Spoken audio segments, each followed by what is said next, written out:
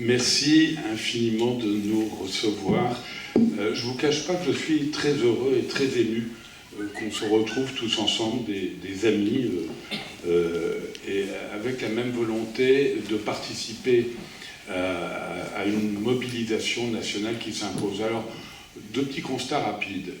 Le premier, j'ai la chance et la responsabilité assez lourde de participer aux délégations françaises des questions sur la biodiversité lors des sommets mondiaux et du climat. Le dernier en date, c'était à Lima. Et qu'est-ce qu'on constate en pareilles circonstances? C'est que les 190 pays ont une vision globale qui va globalement dans le même sens, même si, on le sait, ça ne va pas assez vite. Et ils disent, au-delà de la vision globale, il faut agir localement. Et là, on est vraiment dans le local, dans le terrain. La deuxième chose, c'est que pour la COP 21, on espère que ça se passera au mieux, mais il est évident que la France va être regardée par le reste du monde. Et il ne serait pas normal que la France ne se mobilise pas aux yeux du monde. Et donc, parmi les actions nombreuses qui vont être engagées, l'arbre du climat a quelque chose de symbolique. L'idée est venue très simplement. Au lendemain de la Révolution française, on a planté dans les communes l'arbre de la liberté. Et bien là, il s'agit un peu de la révolution de la planète, on l'espère, et on souhaite donc planter l'arbre du climat. Comme vous l'avez indiqué, il s'agit d'une action qui a un caractère symbolique, mais le symbole est important.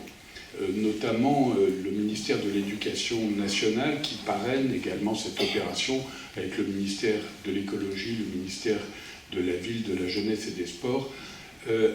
Et également à la demande des écomères, il a été imaginé très rapidement que oui, c'est bien de planter un arbre dans une commune, mais pourquoi pas le faire de préférence dans les écoles. Et c'est donc prioritairement dans les établissements scolaires. Il y aura une recommandation qui sera faite en début de saison, au mois de septembre, à la reprise des cours par l'Éducation nationale pour inviter les enseignants à se tourner vers les communes et à faire des plantations de préférence dans les écoles. Donc ça a un caractère symbolique et je crois que les enfants qui se retrouveront au pied de ces arbres à planter pourront revenir plus tard, en parler à leurs propres enfants peut-être. Et finalement, notre opération peut être un signal dans le temps. Voilà.